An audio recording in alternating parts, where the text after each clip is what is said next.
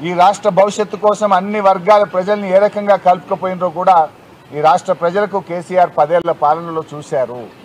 Speaker గారు మొన్న PAC chairman విషయంలో రాజ్యాంగ ఉల్లంఘన జరిగింది. నిన్న రేవంత్ రెడ్డి గారు కూడా మాట్లాడుతూ ఏమన్నారంటే ఎన్నిక జరిగిందట. మీరు ఇలా పేపర్ చూడండి, ఉదయమే నేను 2-3 పేపర్లు చదివాను. పేపర్లో ఎన్నికల ప్రక్రియ ద్వారా పిఏసీ చైర్మన్ ఎన్నిక జరిగిందని నిన్న చిట్చాట్లో రేవంత్ రెడ్డి గారు చెప్పారు. ఇదో సమస్య రేవంత్ రెడ్డితోని. చిట్చాట్లో చెప్తాడు, నేనేడన్నా అంటాడు. నేను అన్నే లేదంటే, ఎందుకంటే దానికి ప్రూఫ్ ఉండదు కదా, వీడియో ఉండదు. ఇప్పుడు గతంలో ఢిల్లీలో చిట్చాట్ చేసిండు, ఏమన్నాడు, అదానికి ఓల్డ్ సిటీ అప్పచెప్తా అన్నాడు. ఏం సంగతి, నువ్వు ఎట్లా అప్పచెప్తావు అదానికి ఓల్డ్ సిటీ అని మేము అడిగితే అసెంబ్లీలో ఏమన్నాడు, నేనేడే చెప్పిన పేపర్ వాళ్ళు తప్పు రాసిరు అన్నాడు.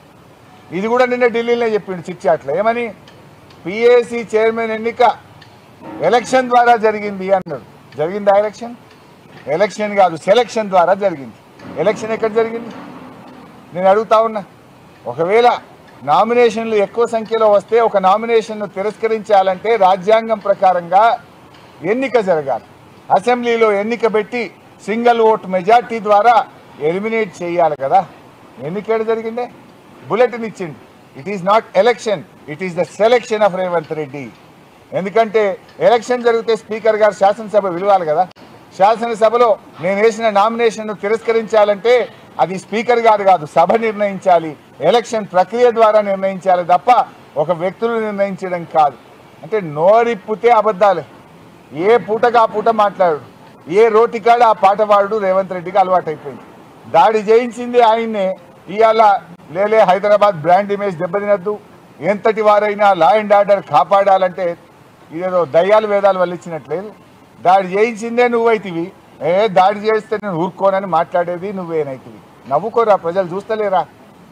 8 పోలీస్ స్టేషన్లు దాటి గాంధీ గారు కౌశిక్ రెడ్డి ఇంటి మీద దాడి చేస్తాడంటే తెలంగాణ పోలీసులకు సామర్థ్యం లేదా? ఉన్నది. పాపం వాళ్ళ కాలు చేతులు కట్టేసినావు. నువ్వే దగ్గరుండి ఎస్కార్ట్ ఇప్పించి దాడి చేపిస్తావు. వాళ్ళు ఏం చేస్తారు పాపం? తెలంగాణ పోలీసులు అద్భుతమైన పోలీసులు, వాళ్ళని కూడా నేను తప్పు పట్టడం లేదు. అందుకే నేను డీజీపీ గారిని కోరింది కూడా, ఇది అత్యున్నత స్థాయిమైనటువంటి అవకాశం.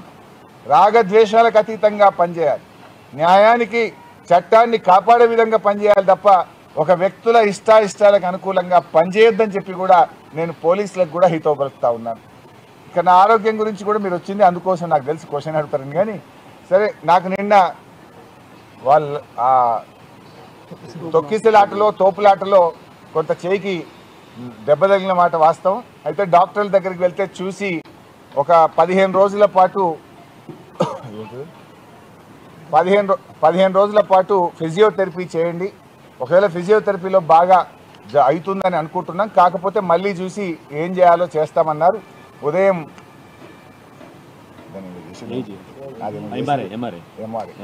ఎంఆర్ఐ ద్వారా పరీక్ష చేసి ఎంఆర్ఐ రిపోర్ట్స్ చూసిన తర్వాత ఫిజియోథెరపీని సజెస్ట్ చేయడం జరిగింది. ఈరోజు రాష్ట్ర వ్యాప్తంగా జరిగిన అరెస్టులను తీవ్రంగా బీఆర్ఎస్ పార్టీ ఖండిస్తూ ఉంది. రాష్ట్రంలోని అన్ని పోలీస్ స్టేషన్లలో ఆదిలాబాద్ నుంచి ఆలంపూర్ దాకా మరి అన్ని చోట్ల కూడా మా నాయకులను అర్ధరాత్రి పూట మహిళలను కూడా చూడకుండా అరెస్ట్ చేయడం జరిగింది. ఇది చాలా దుర్మార్గం. ఈ అరెస్టులను తీవ్రంగా ఖండిస్తూ ఉన్నాం.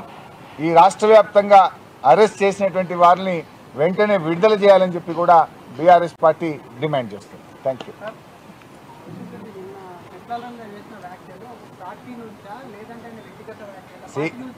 బైసాబ్, కౌశిక్ రెడ్డి మీద ఆయన ఏం మాట్లాడిండు గాంధీ గారు, నువ్వు ఎక్కడి నుంచో కరీంనగర్ నుంచి వచ్చి హైదరాబాద్ మీద నీ పెత్తనమైంది అని కౌశిక్ రెడ్డిని గాంధీ గారు ప్రశ్నించారు. సో గాంధీ గారికి సమాధానం చెప్పింది తప్ప సెట్లర్ల మీద కౌశిక్ రెడ్డి మాట్లాడలేదు. రెచ్చగొట్టింది ఎవరు? కరీంనగర్ నుంచి వచ్చి హైదరాబాద్ మీద నువ్వెవడివి పెత్తనం చెలాయించడానికని కౌశిక్ రెడ్డిని గాంధీ గారు రెచ్చగొడితే గాంధీ గారు అనే వ్యక్తికి సమాధానం చెప్పిండు తప్ప ఆయన హైదరాబాద్లో ఉండే సెట్లర్ల గురించి మాట్లాడలేదు, హైదరాబాద్లో ఉండే ఎవరి గురించి మాట్లాడలేదు. అది కేవలం గాంధీ గారు తనను ప్రశ్నించినప్పుడు తాను గాంధీ గారిని